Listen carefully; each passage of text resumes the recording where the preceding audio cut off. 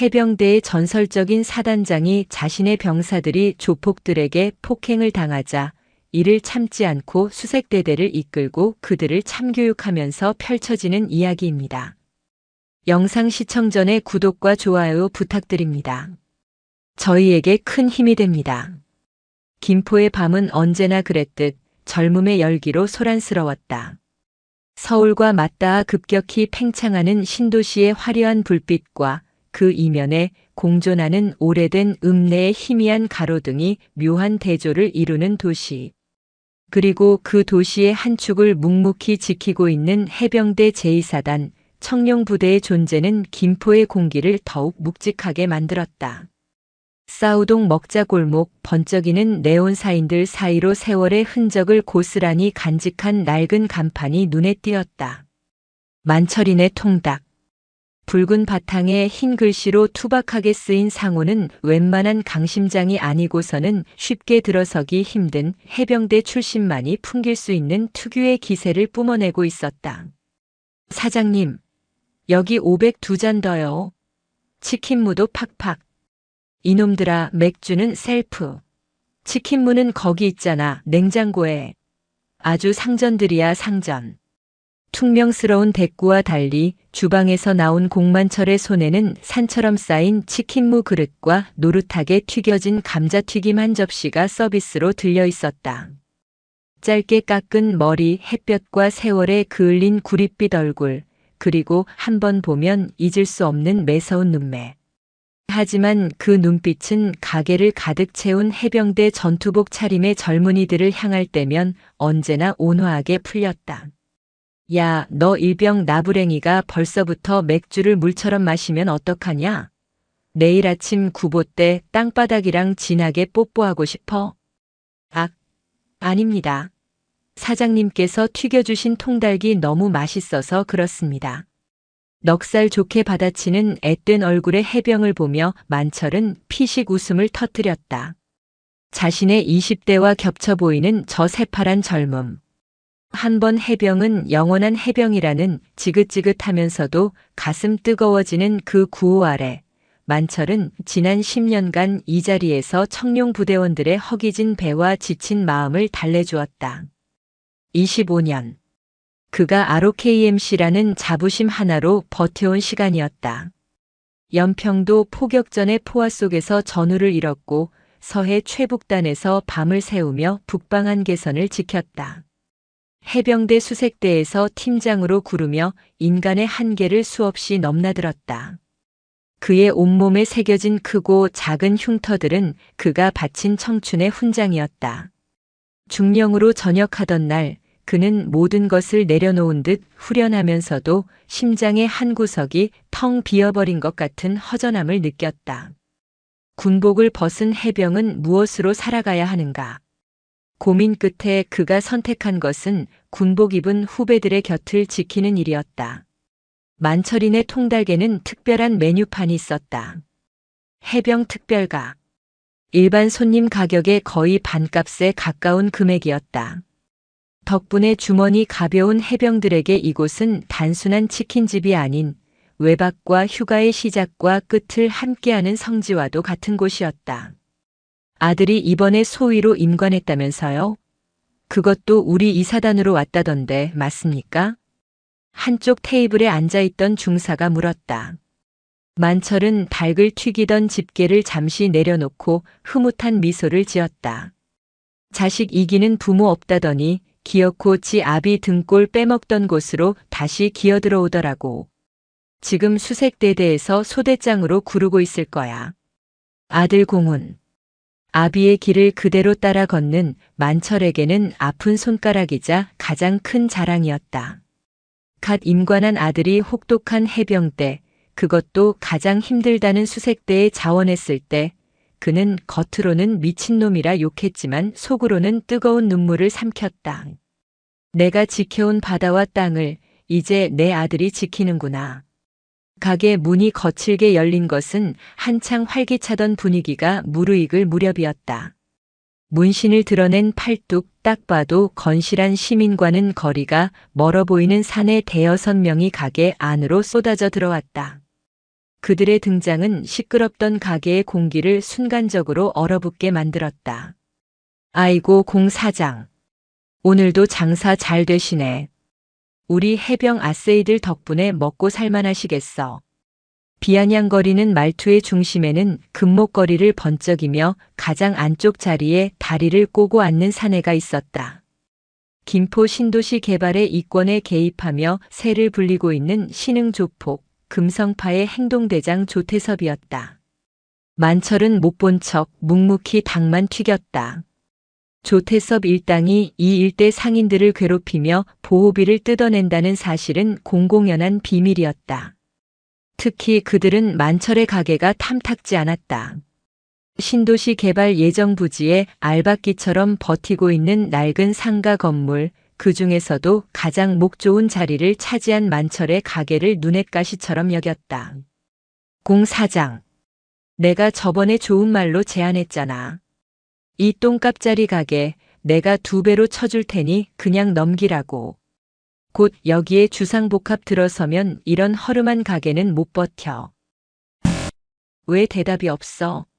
우리 해병 아세이들 싸구려 닭 파는 게 그렇게 보람찬 사업이야? 조태섭의 목소리가 커지자 치킨을 먹던 해병들의 표정이 굳어졌다. 군인 신분으로 민간인과의 마찰은 무조건 피해야 한다고 교육받은 그들이었지만 존경하는 선배이자 사장님이 모욕당하는 것을 보고만 있기는 힘들었다. 막내로 보이는 한 이병이 저도 모르게 주먹을 꽉 쥐었다. 만철은 그런 해병들의 마음을 읽었다는 듯 기름에서 건져낸 통닭을 탁 소리나게 내려놓았다. 그리고 조태섭을 향해 돌아섰다. 그의 눈빛은 더 이상 온화한 동네 아저씨의 것이 아니었다. 수십 년간 적의 총구를 마주하며 다져진 날카로운 살기가 번뜩였다. 내 가게에서 나갈 시간이다, 조태섭. 내 후배들 술맛 떨어지게 하지 말고. 하. 이 늙은 해병이 아직도 자기가 연평도에 있는 줄 아나. 공 사장 마지막 경고야. 곱게 나갈 기회는 오늘까지야. 조태섭은 자리에서 일어나 만철의 어깨를 툭툭 쳤다. 만철은 미동도 하지 않았다. 두 사람 사이에 보이지 않는 기싸움이 가게 안의 공기를 팽팽하게 잡아당겼다. 젊은 해병들은 숨을 죽였다. 조태섭은 잠시 만철을 노려보다 이내 비릿한 웃음을 지으며 돌아섰다. 그래, 오늘은 이만 가주지. 우리 해병 아세이들 닭 많이 처먹고 뼈다귀처럼 마르지는 말라고. 푸하. 조롱 섞인 웃음소리와 함께 그들이 사라지자 가게 안의 긴장은 눈 녹듯 사라졌다. 하지만 만철은 알고 있었다. 이것은 끝이 아니라 시작이라는 것을. 조태섭의 눈빛은 먹잇감을 발견한 하이에나의 그것과 같았다. 그는 자신의 가게뿐 아니라 이곳을 찾는 자신의 자랑스러운 후배들에게까지 검은 마술을 뻗치리라는 것을 직감했다. 그는 창밖으로 어두워진 김포의 밤거리를 바라보았다. 저 멀리 청룡부대 막사의 불빛이 아련하게 빛나고 있었다. 자신이 평생을 바쳐 지켜온 붉은 명찰의 자부심. 그것이 더러운 돈과 폭력에 의해 짓밟히는 것을 그는 결코 용납할 수 없었다. 조태섭의 경고가 있고 며칠 뒤 만철의 가게는 거짓말처럼 조용해졌다. 단골이던 해병들의 발길이 뚝 끊긴 것이다. 어찌된 일인지 수소문해 보니 금성파 조직원들이 부대 복귀 길목을 지키고 서서 만철인의 통닭으로 향하는 해병들에게 노골적인 위협을 가하고 있다는 소문이 들려왔다. 심지어 몇몇 병사는 영문 모를 시비에 휘말려 가벼운 폭행까지 당했다고 했다. 아버지, 그냥 가게 넘기세요. 저놈들 보통 내기가 아니에요. 이러다 정말 큰일 나요. 주말 외출을 나온 아들 공훈 소위가 걱정스러운 얼굴로 말했다. 아들의 눈에는 아비에 대한 걱정과 아무것도 할 수 없는 자신의 처지에 대한 무력감이 뒤섞여 있었다. 훈아, 내 아비가 어떤 사람인지 잊었나? 젖갓 양아치들 무서워서 평생을 바친 내 자부심을 헐값에 팔아넘길 것 같아? 자부심도 좋지만 아버지 안전이 먼저죠. 제가 어떻게 아버지가 저런 놈들한테 당하는 걸 보고만 있습니까? 군인이, 그것도 지휘관이란 놈이 사사로운 감정에 휘둘려서는 못 쓴다. 넌 내 임무에나 충실해. 이건 내 싸움이다. 만철은 단호했다. 하지만 텅 빈 가게를 홀로 지키는 그의 뒷모습은 그 어느 때보다 외로워 보였다. 사건은 금요일 밤에 터졌다. 그날은 신병 수료식이 있었고 갓 입영 계급장을 단 20살 남짓의 신병 3명이 부모님과 함께 가게를 찾았다. 훈련소에서 모진 훈련을 마치고 처음으로 맛보는 사회의 음식. 만철은 아들뻘 되는 녀석들이 기특해 가장 크고 좋은 놈으로 통닭을 튀겨주고 음료수도 서비스로 내주었다. 우리 아들이 해병대에 간다고 했을 때 얼마나 걱했는지 몰라요. 그래도 이렇게 늠름해진 모습을 보니 마음이 놓이네요. 다 사장님 같은 좋은 선배님들 덕분입니다. 신병의 어머니가 연신 고개를 숙이며 말했다. 만철은 손사래를 치며 그저 웃었다. 바로 이런 순간들이 그가 이 가게를 지키는 이유였다. 화기애애하던 분위기는 조태섭과 그의 일당이 들이닥치며 산산조각 났다. 이번에는 저번보다 훨씬 많은 수의 조직원들을 대동하고 나타났다. 술에 취해 잔뜩 흥분한 상태였다. 우리 공 사장. 아직도 정신 못 차렸네. 오늘은 아주 가족적인 분위기야. 좋아 보여. 조태섭은 신병 가족이 앉은 테이블로 다가가 의자를 빼앗아 앉았다. 겁에 질린 부모가 아들의 팔을 꼭 붙잡았다. 사장님, 이러지 마십시오. 손님들 놀라십니다. 만철이 차분하게 말했지만 조태섭은 들은 척도 하지 않았다. 그는 테이블 위에 통닭을 손으로 집어들고는 비웃음을 흘렸다. 이야, 이게 그 전설의 해병 통닭인가? 이걸 먹으면 막 총알도 피하고 그러나? 그러고는 들고 있던 닭다리 뼈를 신병의 얼굴에 툭 던졌다. 기름 묻은 뼈가 하얀 전투복 위로 떨어지며 더러운 얼룩을 남겼다. 어이 아세이. 선배님이 주는 건데 받아 먹어야지. 표정이 왜 그래? 내가 웃음이냐? 모욕적인 언사와 행동. 갓 20살이 된 신병의 얼굴이 새빨갛게 달아올랐다. 옆에 있던 동기들이 자리에서 벌떡 일어났지만 조태섭의 부하들에게 어깨를 잡혀 옴짝달싹할 수 없었다. 이바들, 당장 그만두지 못해. 만철이 소리치며 주방에서 뛰쳐나왔다. 그러나 조태섭의 조직원 2명이 그의 앞을 가로막았다. 사장은 좀 빠져 있어. 오늘 주인공은 우리 해병 아세이들이니까. 조태섭은 자리에서 일어나 신병의 멱살을 움켜쥐었다. 해병대가 뭐 그리 대단하다고 유세들이야?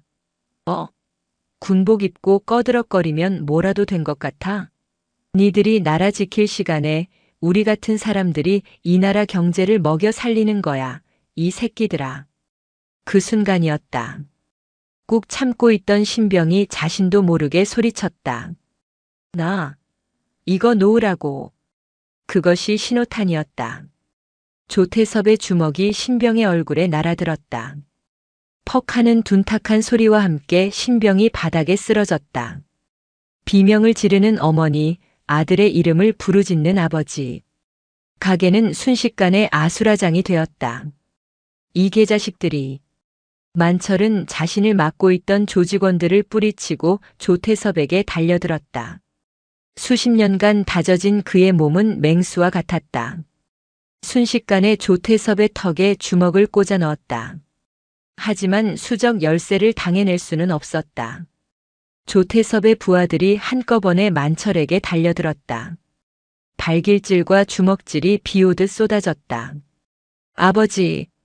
그때 가게 문이 열리며 외출해서 복귀하던 공훈 소위와 그의 동료 장교 2명이 뛰어들어왔다.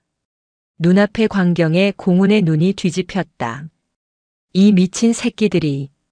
공훈과 동료 장교들은 망설일 틈도 없이 조폭들에게 달려들었다. 해병대 장교 그 중에서도 최정예 요원들. 그들의 움직임은 일반 조폭들과는 차원이 달랐다. 순식간에 전세가 역전되는 듯 했다. 하지만 조태섭은 교활했다. 그는 바닥에 떨어져 있던 맥주병을 깨들고 공훈에게 달려들었다. 훈아, 피해. 만철이 소리쳤지만 조태섭의 공격은 이미 공훈의 팔을 향하고 있었다. 공훈이 몸을 비틀어 피하는 순간 조태섭의 부하 하나가 그의 다리를 걸어 넘어뜨렸다. 균형을 잃고 쓰러지는 공훈. 그리고 그의 위로 쏟아지는 조폭들의 무자비한 폭력. 그만, 제발 그만해. 신병의 어머니가 울부짖었다. 상황이 자신들에게 불리하게 돌아갈 것을 직감한 조태섭은 조직원들에게 눈짓했다. 오늘은 여기까지다. 싹 다 튀어. 그들은 바람처럼 빠져나갔다. 가게 안에는 처참하게 부서진 집기들과 고통 속에 신음하는 사람들만이 남았다. 만철은 깨진 이마에서 흐르는 피를 닦을 생각도 못하고 쓰러진 아들에게 기어갔다. 공훈의 전투복은 흙먼지와 기름 그리고 그의 피로 얼룩져 원래의 색을 알아볼 수 없을 정도였다. 얼마 지나지 않아 경찰이 도착했고 부대에서도 헌병대가 출동했다. 사건은 일파만로 커졌다. 하지만 조태섭은 이미 손을 써놓은 상태였다. 그는 자신의 정당 방위를 주장했고 오히려 군인들이 먼저 민간인을 집단 폭행했다고 거짓 진술을 했다. 몇몇 조직원은 돈으로 매수한 목격자까지 내세웠다. 결국 사건은 군인과 민간인의 쌍방 폭행으로 어설프게 종결될 위기에 처했다. 폭행을 당한 신병들과 공훈 소위는 피해자임에도 불구하고 군인 품위유지 의무 위반으로 징계위원회에 회부될 수도 있다는 암담한 소식을 들어야 했다. 군복의 명예를 지키려다 오히려 그 군복에 누를 끼치게 된 것이다. 만철은 병상에 누워있는 아들의 얼룩진 전투복을 부들부들 떨리는 손으로 붙잡았다. 붉은 명찰만이 그 처참한 얼룩들 속에서 선명하게 빛나고 있었다. 그것은 마치 짓밟힌 해병의 자부심이 흘리는 피눈물처럼 보였다. 이대로 무너질 수는 없었다. 이대로 저들의 거짓이 진실이 되게 만들 수는 없었다. 만철의 눈에 수십 년 전 서해의 포화 속에서 보았던 것과 같은 이글거리는 불꽃이 타오르기 시작했다. 해병대 제2사단 청룡부대 사단장실. 서해의 거친 파도와 김포 평야의 바람을 한눈에 조망할 수 있는 넓은 창가에 선 사내의 어깨는 태산처럼 굳건했다. 대한민국 해병대의 전설이자 살아있는 청룡으로 불리는 사나이 이강한 소장. 그의 책상 위에는 방금 전 헌병대장으로부터 보고받은 싸우동 통닭집 군인 집단 폭행 사건 보고서가 놓여 있었다. 보고서의 내용은 참담했다. 자신의 부하들이, 그것도 갓 20살 된 신병들과 최전선에서 복무하는 장교가 민간인 조폭에게 무참히 짓밟혔다. 그런데 돌아온 것은 쌍방 폭행이라는 어처구니 없는 결론과 피해자들이 오히려 징계 대상이 될 수 있다는 기막힌 현실이었다. 이게 나라입니까? 군복을 입고 나라를 지키는 아들들이 길거리 양아치들에게 얻어맞고 피 흘리고 모욕당했는데 돌아오는 게 고작 이런 겁니까? 이강한 소장의 책상 앞에는 공만철이 서 있었다. 병원에서 응급처치만 받은 채 퉁퉁 부은 얼굴로 사단장실을 찾아온 것이었다. 그는 이강한의 멱살이라도 잡을 기세로 울분을 토해냈다. 다른 사람이었다면 당장 영창에 집어넣었을 하극상. 하지만 이강한은 묵묵히 그의 분노를 받아주고 있었다. 그의 눈빛은 분노보다는 깊은 슬픔과 미안함에 잠겨 있었다. 미안하네, 만철이. 사단장님, 나한테는 아직도 자네가 공중령이야. 미안하다. 내가 내 새끼들을 제대로 지키지 못했다. 두 사람은 20년 지기 전후였다. 이강한이 대대장, 공만철이 중대장이던 시절 서해의 한 섬에서 목숨을 걸고 함께 작전을 수행했던 사이였다. 서로의 등을 지키며 수많은 밤을 지새웠던 말 그대로 생사고락을 함께한 형제와도 같은 존재. 그런 전우가 그리고 그의 아들이자 자신의 부하인 공훈 소위가 당한 일이었다. 이것은 단순한 폭행 사건이 아니었다. 이강한 소장에게는 자기 자신과 해병대 전체의 명예에 대한 정면 도전으로 받아들여졌다. 공만철이 돌아간 후 이강한은 한참 동안이나 창밖을 바라보았다. 그의 시선은 사단 연병장을 지나 김포 시내 넘어 조태섭의 금성파가 활개치고 다닐 어두운 뒷골목을 향하고 있었다. 법과 절차. 그는 군인으로서 그것을 지켜야 했다. 하지만 법과 절차라는 이름 아래 자신의 부하들이 흘린 피와 눈물이 외면당하는 것을 보고만 있을 수는 없었다. 수색 대대장, 지금 즉시 내 방으로.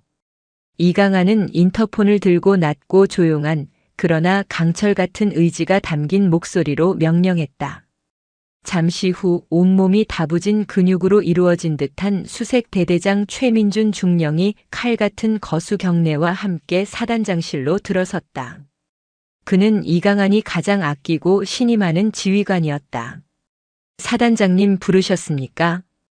이강한은 자리에서 일어나 지휘봉으로 벽에 걸린 대형 김포시 작전 지도를 가리켰다. 그의 손끝이 가리킨 곳은 싸우동 먹자골목 인근 금성파의 본거지로 알려진 한 유흥 빌딩이었다. 최중령. 자네 생각은 어떤가? 우리의 형제들이, 우리의 아들들이 길거리에서 개처럼 맞았다. 전투복이 찢기고 피로 얼룩졌다. 그런데 법은 그들을 보호해주지 않는군. 최민준 중령은 아무 말도 하지 않았다. 하지만 그의 눈빛은 이미 사단장의 의중을 읽고 있었다. 그의 심장 역시 분노로 들끓고 있었다. 폭행당한 신병 중 한 명은 그의 부대원이었다. 우리가 직접 찢겨나간 해병의 명예를 되찾아와야 하지 않겠나. 명령만 내리십시오, 사단장님. 최민준의 대답에 이강한의 입가에 옅은 미소가 번졌다. 그는 다시 자리로 돌아와 서랍 깊숙한 곳에서 봉투 하나를 꺼냈다. 그 안에는 그의 전역 지원서가 들어 있었다. 그는 말없이 그 서류를 책상 위에 올려놓았다. 모든 책임을 자신이 지겠다는 무언의 약속이었다. 작전명, 붉은 명찰 복원. 목표는 금성파의 핵심 거점. 목적은 조직의 와해 및 주동자 조태섭의 생포. 단 조건이 있다. 이강한은 최민준을 똑바로 바라보았다. 첫째, 민간인 피해는 절대 없어야 한다. 둘째, 우리의 목표는 응징이 아닌 질서 회복이다. 불필요한 폭력은 금한다. 제압은 하되 상해는 입히지 않는다. 우리는 저들과 다르다는 것을 증명해야 한다. 셋째, 모든 작전은 20분 안에 종료한다. 이것은 군사작전이 아닌 더러워진 것을 쓸어내는 대청소다. 할 수 있겠나? 해병대 수색대는 불가능을 모릅니다. 최민준 중령의 대답은 우렁찼다. 그의 가슴 속에서 뜨거운 것이 솟구쳐 올랐다. 이것이야말로 진짜 해병의 임무였다. 그날 밤 달빛마저 구름에 가려진 칠흑 같은 어둠 속에서 해병대 수색대의 최정예 요원 20명이 움직이기 시작했다. 위장 크림으로 얼굴을 가린 그들의 눈빛은 차갑게 빛났다. 그들은 소총 대신 비살 상용 제압 장비를 들었고 KAAV 상륙 돌격 장갑차 대신 소리 없는 기동을 위해 검은색 기동 차량에 몸을 실었다. 작전 목표 지점인 유흥 빌딩. 조태섭을 비롯한 금성파 핵심 조직원들은 그날의 승리를 자축하며 화려한 파티를 벌이고 있었다. 그들은 자신들의 머리 위로 세상에서 가장 조용하고 무서운 사냥꾼들이 다가오고 있다는 사실을 까맣게 모르고 있었다. 이강한 소장은 사단장실에서 무전기에 귀를 기울이고 있었다. 창밖으로 김포 시내의 야경이 펼쳐져 있었다. 평화로워 보이는 저 불빛 아래에서 그의 부하들은 지금 목숨과 명예를 건 싸움을 시작하고 있었다. 성공한다 해도 자신은 군복을 벗어야 할 것이다. 어쩌면 불명의 저녁에 법의 심판까지 받게 될지도 모른다. 하지만 그는 후회하지 않았다. 군복의 무게는 별 계급장이 아니라 부하들을 향한 책임감의 무게로 결정되는 것이라 믿었다. 청룡 출격. 나지막이 은조리는 그의 목소리는 마침내 포효를 시작한 푸른 용의 울음소리와도 같았다. 짓밟힌 붉은 명찰의 자부심을 되찾기 위한 해병대의 은밀하고도 무서운 반격이 지금 막 시작되고 있었다. 자정. 김포시 싸우동의 유흥가는 취객들의 고성과 웃음소리로 여전히 혼탁했다. 그 중심에 위치한 10층짜리 골든 팰리스 빌딩. 금성파의 본거지이자 조태섭의 왕국이었다. 8층과 9층을 통째로 터서 만든 불법 룸살롱에서는 지금 이 시간에도 승리를 자축하는 광란의 파티가 벌어지고 있었다. 태섭이 형님, 오늘 아주 통쾌했습니다. 그 늑다리 해병이랑 뻣뻣한 장교놈 얼굴 보셨습니까? 새끼들아 조용히 해. 아직 끝난 거 아니야. 중요한 건 경찰 조사에서 우리가 피해자 코스프레를 완벽하게 해내는 거라고. 최고급 양주를 들이켜면서도 조태섭의 눈은 냉철했다. 그는 단순한 주먹이 아니었다. 돈과 법의 허점을 이용해 상대를 무너뜨리는 데 능한 교활한 사업가에 가까웠다. 그는 이미 변호사와 말을 마쳤고 매수된 목격자들의 진술서까지 준비해둔 상태였다. 이번 일을 계기로 공만철의 가게를 헐값에 집어삼키고 자신에게 덤빈 군인들에게 법이라는 이름으로 씻을 수 없는 모욕을 안겨줄 계획이었다. 그 순간 파티장의 화려한 조명이 일제히 깜빡이더니 펑 하는 소리와 함께 암전이 찾아왔다. 뭐야? 정전이야? 관리실에 전화해봐. 조직원들이 웅성거리며 핸드폰 불빛을 켜는 순간 그들은 보았다.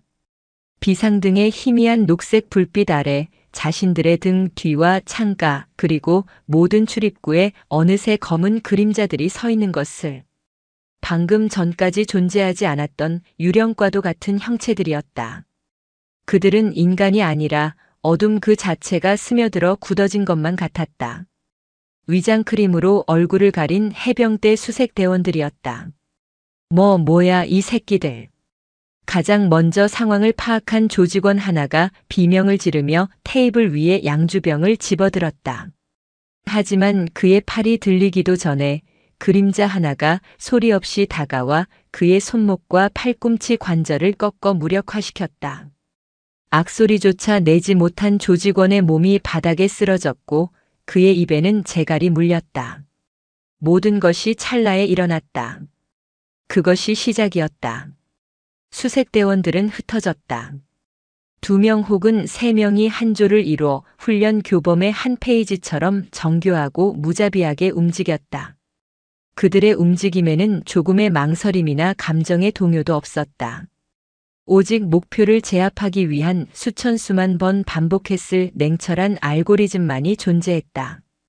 한쪽에서는 주먹을 휘두르는 조직원의 공격을 가볍게 흘려내고 뒤로 파고들어 목덜미의 경동맥을 정확히 압박해 순식간에 의식을 잃게 만들었다. 다른 쪽에서는 발길질을 해오는 상대의 다리를 걸어 넘어뜨린 후 육중한 군화발로 양어깨를 짓눌러 바닥에 고정시키고 케이블 타이로 손목을 결박했다. 비명, 저항, 반격. 그 모든 것이 수색대원들의 효율적인 폭력 앞에 무력화되었다. 이것은 싸움이 아니었다. 일방적인 제압 혹은 진압이었다.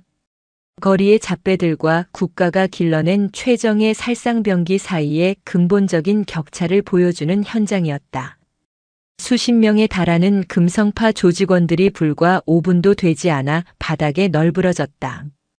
파티장의 가장 안쪽 VIP룸에서 이 모든 상황을 CCTV로 지켜보던 조태섭의 얼굴은 공포로 하얗게 질려 있었다. 그는 떨리는 손으로 핸드폰을 들어 112를 눌렀다. 여기 괴한들이. 하지만 그의 신고는 끝을 맺지 못했다. 육중한 방화문이 쾅 하는 굉음과 함께 종이장처럼 뜯겨져 나갔다. 문 밖에는 다른 대원들보다 훨씬 더 위압적인 기세를 풍기는 사내 수색대대장 최민준 중령이 서 있었다. 내 놈이 조태섭인가. 최민준은 천천히 안으로 걸어 들어왔다. 그의 손에는 아무것도 들려있지 않았다. 하지만 그의 눈빛만으로도 조태섭은 숨이 막혀오는 것을 느꼈다. 누구냐 너희들. 경찰에 신고했어. 너희들 다 끝장이야. 조태섭은 책상 위에 있던 비상용 가스총을 집어들고 최민준에게 겨누었다. 오지 마. 쏘기 전에 오지 말라고. 최민준은 멈추지 않았다. 그는 조태섭이 가스총의 방아쇠를 당기는 순간 몸을 살짝 비틀어 발사를 피함과 동시에 테이블을 박차고 날아올랐다. 공중에서 몸을 회전시킨 그의 발이 조태섭의 손목을 정확하게 잡고 가스총은 허공으로 날아갔다. 땅에 착지한 최민주는 한치의 오차도 없이 다음 동작으로 이어갔다. 그의 손날이 조태섭의 목을 가격했다. 짧은 신음과 함께 거구의 조태섭이 무너져 내렸다. 최민주는 의식을 잃은 조태섭의 멱살을 잡아 올렸다. 그리고 그의 귓가에 오직 그만이 들을 수 있는 목소리로 속삭였다. 군복의 무게를 감히 내놈 따위가 논하는가. 작전 개시 15분. 빌딩 전체는 완벽하게 해병대의 수중에 들어왔다.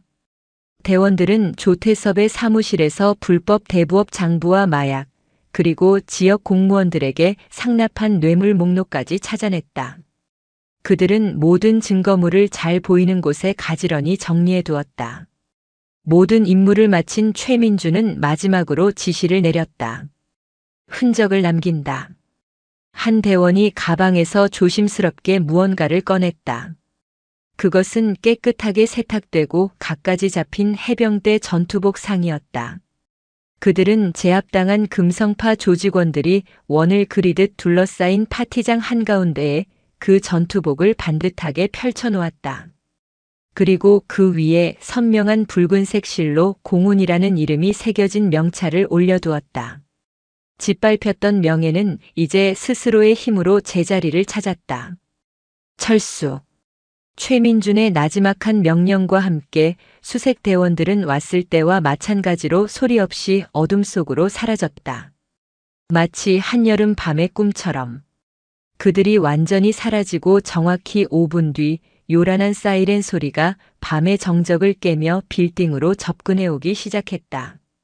수색대대 정보과 요원이 공중전화로 건 익명의 신고를 받고 출동한 경찰들이었다.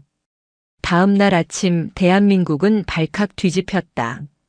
김포 조폭 조직 본거지 의문의 특수부대에 의해 초토화. 피해자에서 피의자로 금성파 불법 장부와 마약 발견되며 전원 긴급 체포. 현장에 남겨진 해병대 전투복, 과연 누가? 뉴스 속보가 쉴 새 없이 쏟아졌다. CCTV 영상은 의도적으로 모두 삭제된 상태였고 제압당한 조직원들은 하나같이 귀신에게 홀린 것 같았다는 횡설수설만 늘어놓았다. 경찰은 현장에서 발견된 막대한 양의 범죄 증거에 경악하면서도 자신들의 관할 구역에서 벌어진 군의 명백한 월권 행위에 분노했다. 사건은 즉각 국방부 합동조사단으로 넘어갔다. 군 내부, 특히 해병대 사령부는 벌집을 쑤신 듯 시끄러웠다. 국방부 장관은 노발대발하며 관련자 전원을 색출해 일벌백계 하라고 지시했다. 폭풍의 칼날은 정확히 해병대 제2사단을 향하고 있었다. 사단장님 정말 괜찮으시겠습니까? 참모장이 침통한 표정으로 물었다. 이강한 소장은 평소와 다름없이 깨끗하게 다려진 전투복 차림으로 자신의 책상에 앉아 있었다. 그의 표정은 폭풍의 눈처럼 고요했다. 모든 책임은 지휘관인 내가 지는 걸세.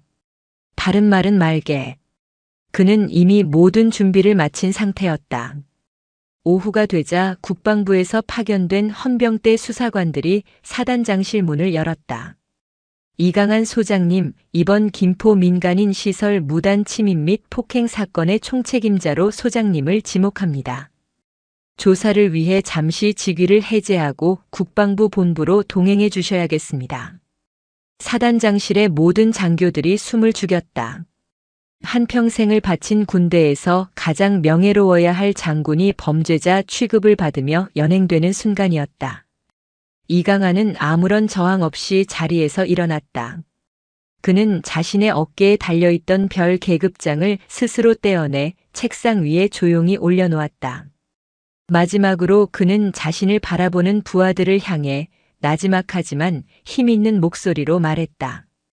해병은 자신의 명예를 스스로 지킨다. 그대들 모두 대한민국 최고의 해병이었다. 고맙다. 이강한 소장이 수사관들에게 이끌려 사단장실을 나서는 순간 복도에 도열해 있던 수백 명의 사단 장병들이 일제히 그를 향해 거수경례를 붙였다. 그들의 눈에는 눈물이 그렁그렁 맺혀 있었다. 그것은 단순한 상관에 대한 예의가 아니었다. 자신들의 짓밟힌 자존심을 지켜준 영웅을 향한 진심 어린 존경과 감사의 표시였다. 같은 시각 병원에서 뉴스를 보던 공만철과 공훈 부자의 병실에는 무거운 침묵이 흘렀다. 공만철의 손은 뉴스를 가리키는 리모컨을 든 채 부들부들 떨리고 있었다. 강한이 이 미련한 놈. 그의 눈에서 뜨거운 눈물이 흘러내렸다. 자신 때문에, 자신의 가게 때문에 평생의 전우가 모든 것을 잃게 된 것이다. 죄책감과 미안함이 그의 심장을 갈기갈기 찢어놓는 것 같았다. 아버지. 침대에 누워있던 공훈 소위가 떨리는 목소리로 아버지를 불렀다. 그의 팔에는 조퇴섭이 휘두른 깨진 병에 베인 상처가 붕대로 감겨 있었다. 사단장님은 우리를 위해 싸우셨습니다. 해병대의 명예를 위해 싸우신 겁니다. 제가 저 자리에 있었어도 똑같이 했을 겁니다. 아버지가 가르쳐 주신 해병은 그런 존재니까요. 아들의 말에 공만철은 고개를 들었다. 아들의 눈빛은 흔들림이 없었다. 그 눈빛을 보는 순간 공만철은 깨달았다. 여기서 무너져서는 안 된다. 이강한의 희생을 헛되게 만들어서는 안 된다. 싸움은 아직 끝나지 않았다. 이제부터는 자신이 그리고 자신과 같은 예비역 해병들이 나설 차례였다. 한편 경찰서 유치장에 갇힌 조태섭은 분노에 몸을 떨고 있었다. 군대의 습격으로 자신의 조직은 와해되었고 자신은 파렴치한 범죄자로 전락했다. 그는 변호사를 불러 이강한 소장을 살인 미수와 내란죄로 고소하겠다며 길길이 날뛰었다. 여론을 자신에게 유리하게 돌려 이 사건을 군의 광기 어린 폭력으로 몰아가려 한 것이다. 하지만 그의 의도와는 달리 여론은 기묘한 방향으로 흐르기 시작했다. 처음에는 군의 월권 행위를 비판하던 목소리가 높았지만 금성파의 악행과 공만철 부자가 당한 사건의 전말이 언론을 통해 상세히 알려지면서부터였다. 군복 입은 아들 지키려다 별을 뗀 장군. 법보다 빨랐던 주먹. 과연 누구를 위한 정의인가? 사람들은 법과 제도가 지켜주지 못하는 정의를 자신의 모든 것을 걸고 실행한 한 군인의 이야기에 열광하기 시작했다. 이강한 소장의 직위 해제 소식은 그 불길에 기름을 부은 격이었다. 폭풍의 눈은 이제 더 큰 폭풍을 잉태하고 있었다. 이강한 소장의 직위 해제는 시작에 불과했다. 국방부는 군의 명예를 실추시킨 초유의 사태라며 그를 군사재판에 회부하겠다고 공식 발표했다.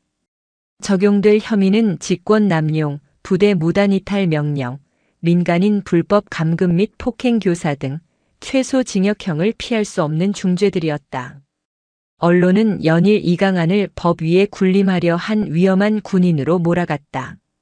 정부와 군 수뇌부는 꼬리 자르기에 급급했다. 그가 평생을 바쳐 지키려 했던 조직은 이제 그에게 등을 돌리고 있었다. 하지만 그가 외톨이가 되는 것을 해병대는 결코 용납하지 않았다. 가장 먼저 움직인 것은 공만철이었다.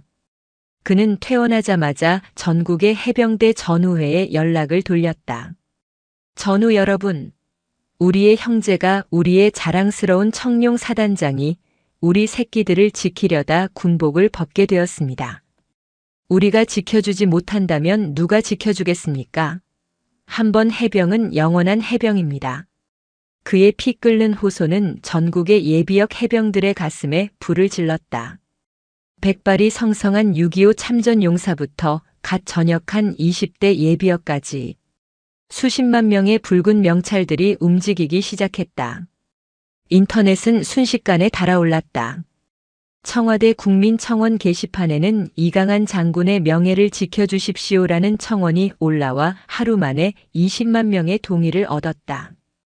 각종 군사 커뮤니티와 SNS에는 이강한을 지지하고 정부의 처사를 비판하는 글들이 본물처럼 쏟아졌다.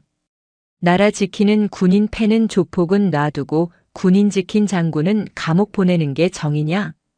내 아들도 군대 보냈는데 저런 사단장님이라면 믿고 맡길 수 있겠다. 공만철의 낡은 통닭집은 어느새 이강한 장군 구명운동본부의 비공식 본부가 되었다.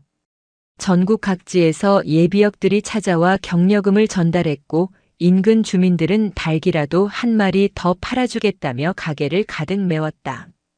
가게 한쪽 벽에는 우리의 영웅, 이강한 장군님께라고 쓰인 포스트잇이 빼곡하게 붙기 시작했다. 이러한 움직임은 현역 장병들에게도 영향을 미쳤다. 특히 작전을 직접 수행했던 수색 대대원들의 고뇌는 깊어졌다. 대대장님, 이대로 보고만 있어야 합니까? 우리가 진실을 밝혀야 합니다.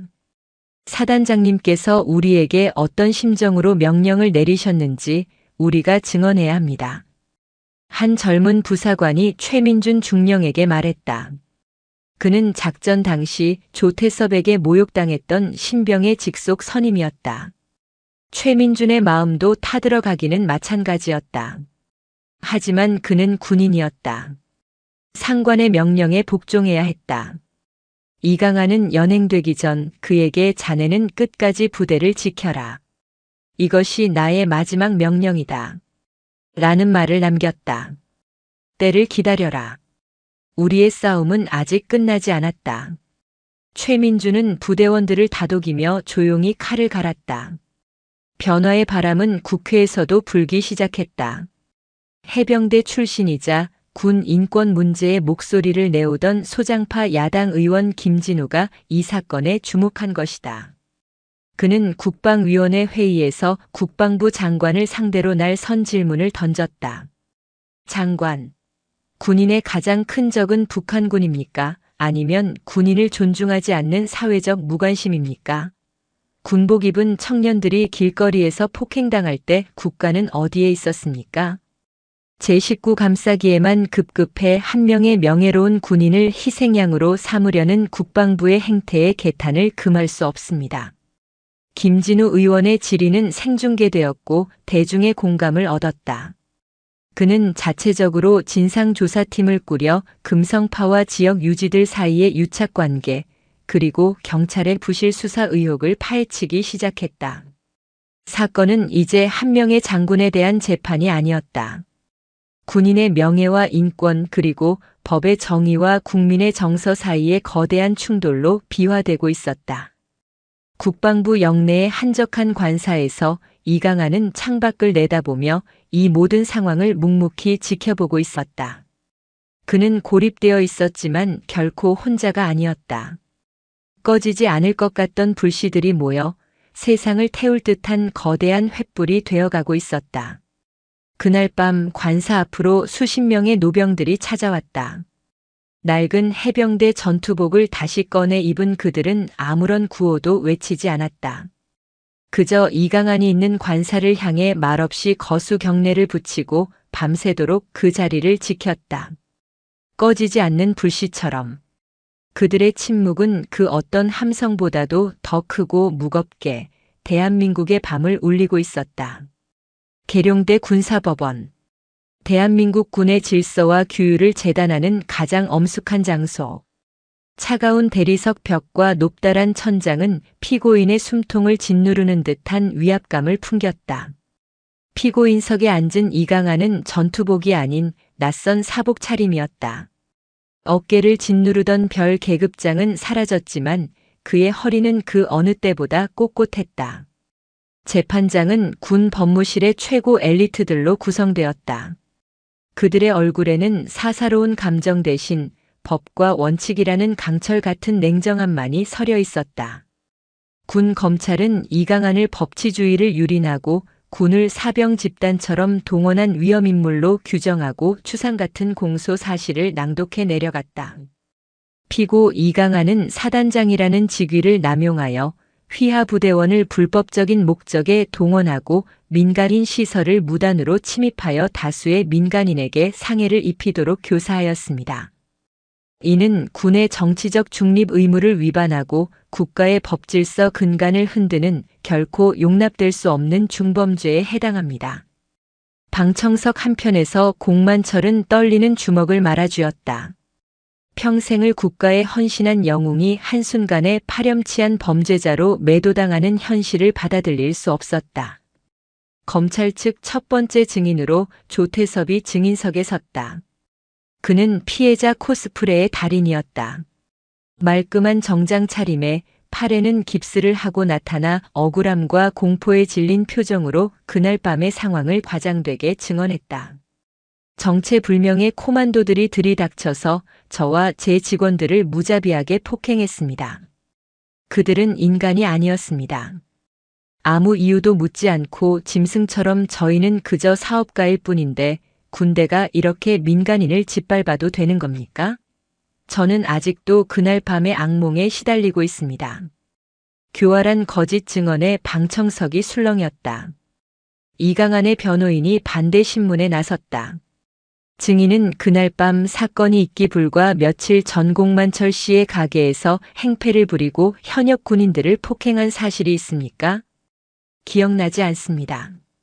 술에 취해 약간의 실랑이가 있었을 뿐 폭행은 사실무근입니다. 뻔뻔한 위증. 하지만 검찰은 교묘하게 그를 비호했고 재판부는 조태섭의 증언에 무게를 실어주는 듯한 분위기였다. 법정의 흐름은 명백히 이강한에게 불리하게 돌아가고 있었다. 다음 날 변호인 측 증인으로 공만철이 증인석에 섰다. 낡았지만 깨끗하게 다려입은 양복. 그의 거칠고 투박한 손이 증인 선서문 위에서 가늘게 떨렸다. 증인, 피고 이강한과의 관계는 어떻습니까? 검사의 날카로운 질문에 공만철은 재판부를 향하지 않고 피고인석의 이강한을 바라보았다. 제 전우입니다. 제 목숨을 구해준 전우이고 제 아들의 목숨을 지켜준 지휘관이며 제 평생의 형제입니다.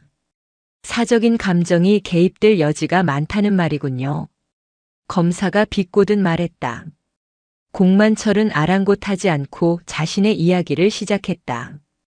그는 조태섭 일당이 어떻게 자신의 가게를 위협했는지, 어린 신병들이 부모님 앞에서 어떤 모욕을 당했는지, 그리고 아들 공훈 소위가 피 흘리며 쓰러졌을 때 경찰이 얼마나 미온적으로 대처했는지를 절절하게 토해냈다. 판사님, 저는 군인으로 살면서 법을 지키라고 배웠습니다. 하지만 제 아들이, 제 후배들이 눈앞에서 개처럼 맞고 있을 때 법은 어디에 있었습니까? 군복이 찢기고 피로 얼룩질 때 국가는 무엇을 했습니까? 그의 목소리는 법정 전체를 울렸다. 이강한 장군은 아니, 제 전우 강한이는 법이 외면한 곳에서 국가가 버린 자식들을 지키려 했을 뿐입니다. 해병은 전우를 버리지 않습니다.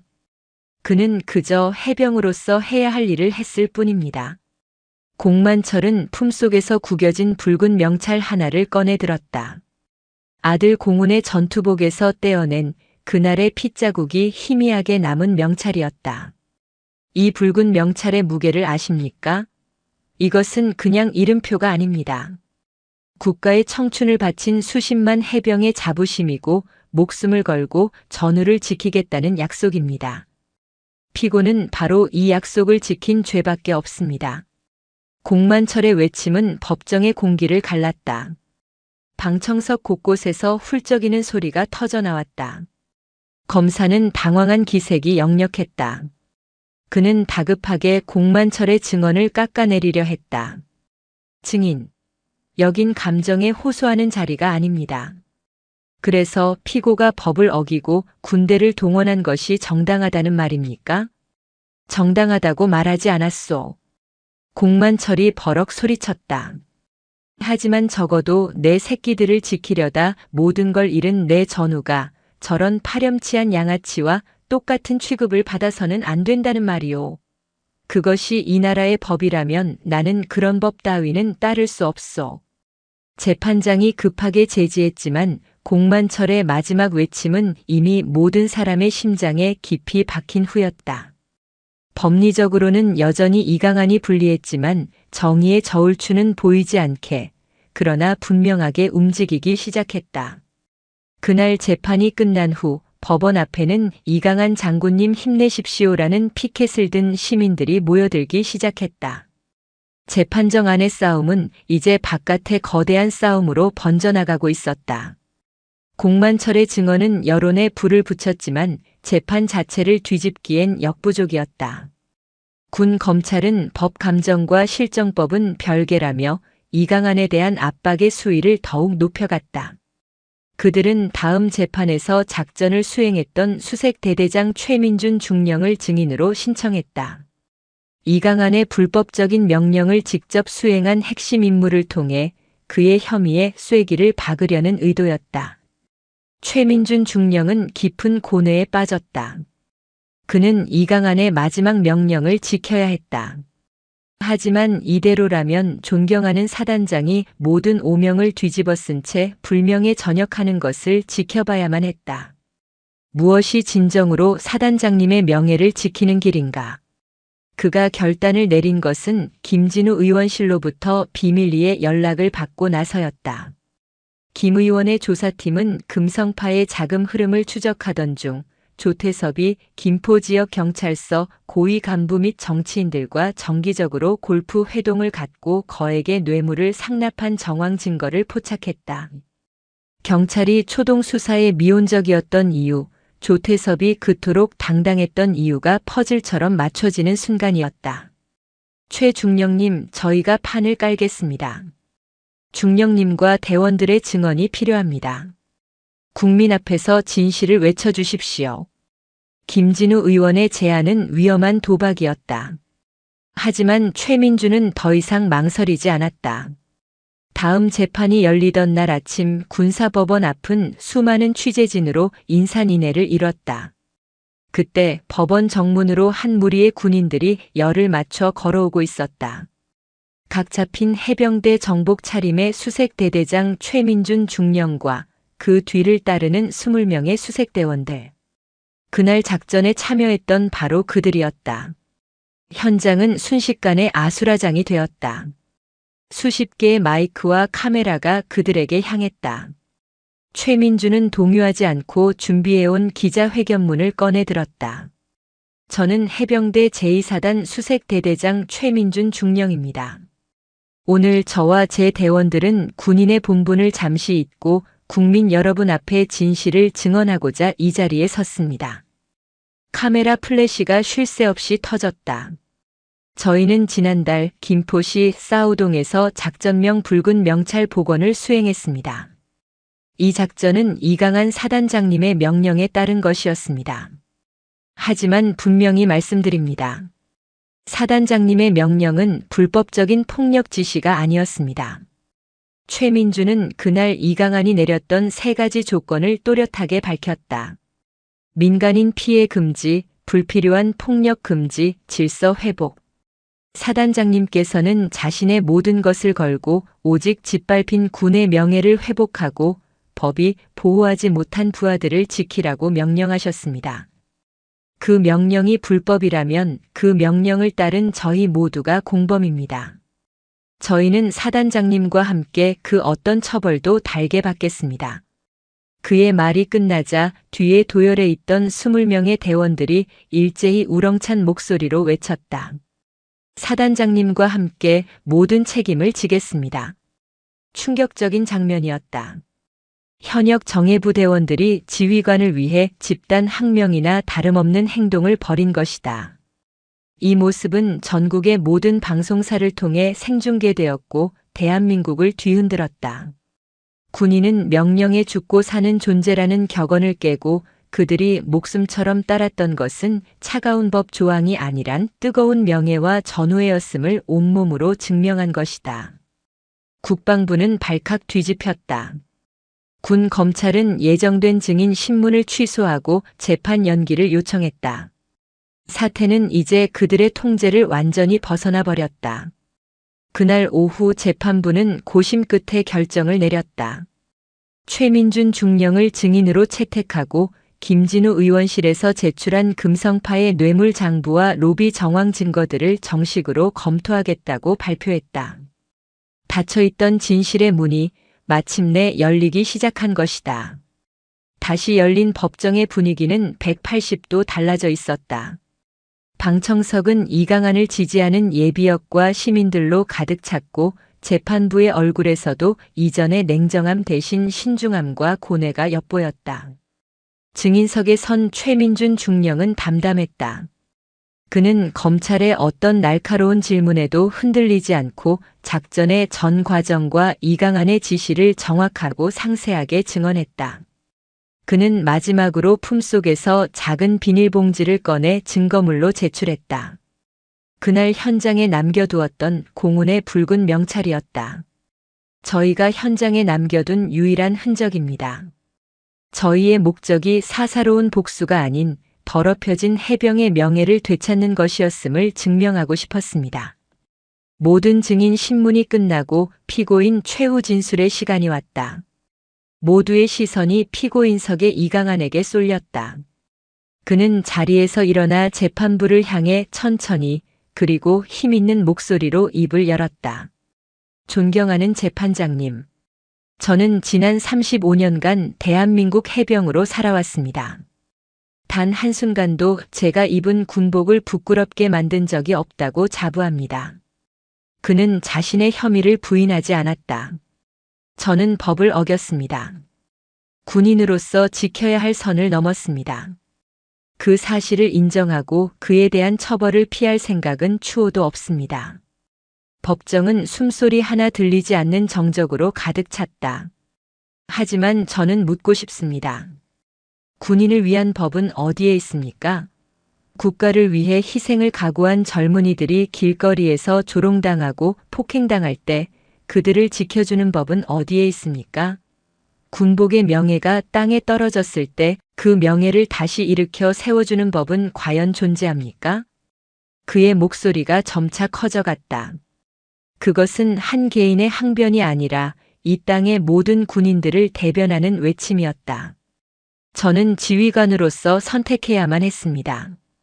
차가운 법 조항 뒤에 숨어 부하들의 피눈물을 외면할 것인가, 아니면 군복을 벗을 각오로 그들의 방패가 되어줄 것인가.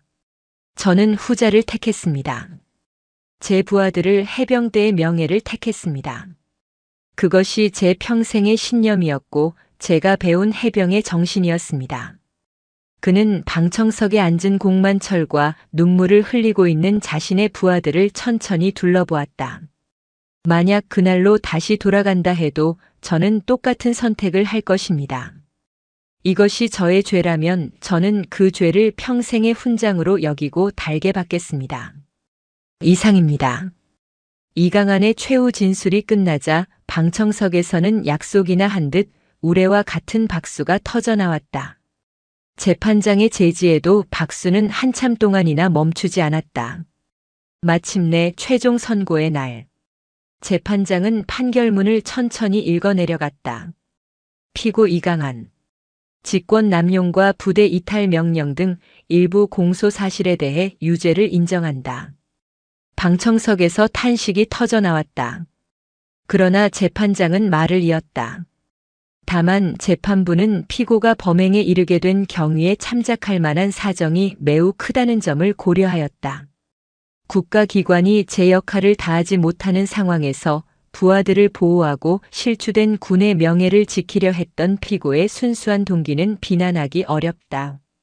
또한 피고가 평생을 국가에 헌신한 점, 그리고 이번 사건으로 이미 모든 공직을 잃은 점 등을 감안하여 피고 이강한에게 선고를 유예한다. 법적인 유죄, 그러나 실질적인 무죄. 재판부가 내릴 수 있는 최선의 판결이었다. 이강한이 법원 밖으로 걸어 나오자 그를 기다리던 수천 명의 인파가 이강한을 연호했다. 그는 더 이상 별을 단 장군이 아니었지만 국민들의 마음속에 영원히 지워지지 않을 진짜 영웅이 되어 있었다.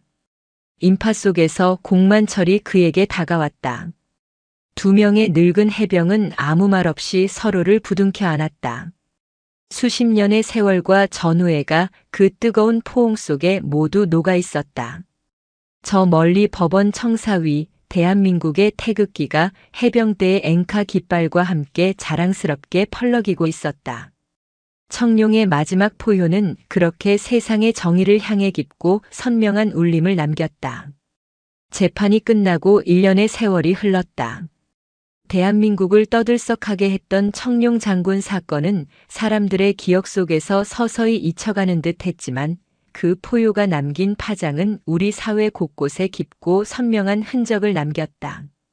조태섭과 금성파 조직원들은 이강한의 재판 과정에서 드러난 추가 증거들로 인해 중형을 선고받았다. 그들과 유착했던 부패한 경찰 간부와 정치인들 역시 줄줄이 법의 심판을 받으며 김포 지역의 검은 카르텔은 뿌리째 뽑혔다. 정의는 더뎠지만 끝내 재기를 찾았다. 가장 큰 변화는 국회에서 일어났다. 김진우 의원을 중심으로 발의된 군인 인권 및 명예보호에 관한 특별법, 일명 붉은 명찰법이 여야의 압도적인 찬성으로 통과된 것이다. 이제 군인이 민간인에게 폭행당하는 등의 사건이 발생할 경우 군사경찰이 초동 수사 단계부터 적극적으로 개입할 수 있는 권한이 생겼다. 또한 피해 군인에 대한 법률 및 의료 지원을 국가가 책임지는 시스템이 마련되었다. 이강한 한 사람의 희생이 수십만 국군 장병들의 방패가 되어준 셈이다. 김포 싸우동의 만철인의 통닭은 이제 단순한 치킨집이 아니었다. 가게는 예비역들과 후원자들의 도움으로 깔끔하게 확장 리모델링 되었고 한쪽 벽면은 이강한 장군 구명운동 당시 붙었던 격려의 포스트잇과 사진들로 가득 채워져 작은 역사관처럼 꾸며졌다. 이곳은 이제 해병대 장병들뿐만 아니라 그들의 가족, 그리고 이들의 사연을 듣고 찾아온 일반 시민들까지 함께 어우러지는 만남의 광장이 되었다. 아버지, 저 왔습니다. 늠름한 해병대 대위 계급장을 단 공훈이 부하 장교 2명과 함께 가게 문을 열고 들어섰다. 1년 사이 그는 더욱 단단하고 믿음직한 지휘관으로 성장해 있었다. 우리 아들 왔냐? 저쪽 자리 넓은 데 앉아. 금방 튀겨줄게. 공만철은 여전히 퉁명스러웠지만 입가에 걸린 미소는 숨기지 못했다. 그는 이제 김포에서 가장 유명하고 존경받는 어른 중 한 명이었다. 가게 안 TV에서는 마침 구시 뉴스가 나오고 있었다. 앵커 전 해병대 이사단장 이강한 장군이 설립한 전역군인 권익보호센터가 오늘 공식 출범했습니다. 센터는 법률 문제나 사회 부적응 등으로 어려움을 겪는 전역 군인들에게 TV 화면 속 사복 차림의 이강한은 예전보다 훨씬 편안해 보이는 얼굴로 센터의 비전을 설명하고 있었다. 그는 별 대신 상처 입은 군인들의 마음을 어루만지는 새로운 사명을 자신의 어깨에 올린 것이다. 작전과 기자회견을 주도했던 최민준 중령과 수색대원들은 군 기강문란을 이유로 견책이라는 가장 낮은 수위의 징계를 받았다. 하지만 해병대 내에서 그들은 살아있는 전설이 되었다. 그들의 이야기는 해병대 교육사령부의 비공식 교재가 되었고 명령보다 명예를 택했던 그들의 용기는 해병대에 입대하는 모든 신병들의 가슴에 깊이 새겨졌다. 그날 저녁 가게 마감 시간이 다 되었을 무렵 익숙한 인형이 문을 열고 들어섰다. 이강한이었다. 만철아, 아직 안 끝났냐? 이 시간에 웬일이야? 연락이라도 하고 오지. 공만철은 앞치마를 풀며 반갑게 그를 맞았다.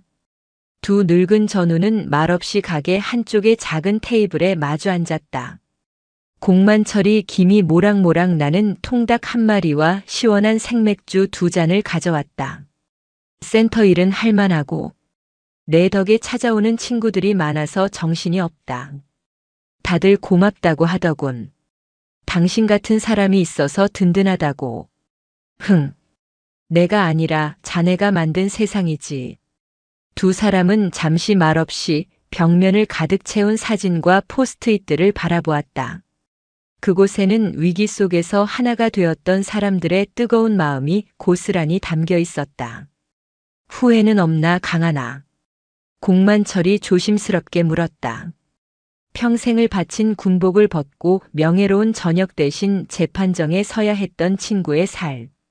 이강하는 피식 웃으며 맥주잔을 들었다. 후회? 단 한 점도 없다. 나는 내 별보다 내 어깨 위에 그 어떤 훈장보다 저 녀석들의 저 웃음이 더 자랑스럽다. 그의 시선은 가게 한쪽에서 즐겁게 치킨을 먹고 있는 젊은 해병들을 향해 있었다. 그들의 웃음소리, 그들의 건강한 젊음. 그것이 바로 그가 지켜내고 싶었던 모든 것이었다.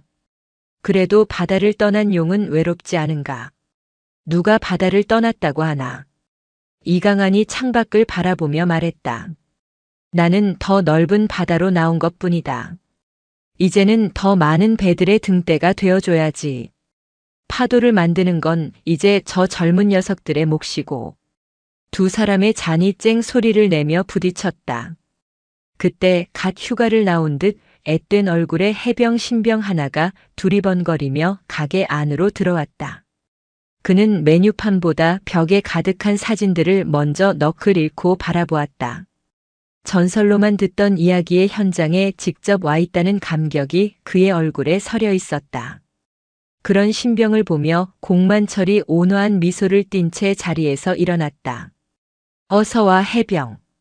배고프지? 이리 와서 앉아. 오늘은 아저씨가 특별히 더 큰 놈으로 튀겨줄게. 이야기는 끝났지만 새로운 이야기는 그렇게 다시 시작되고 있었다.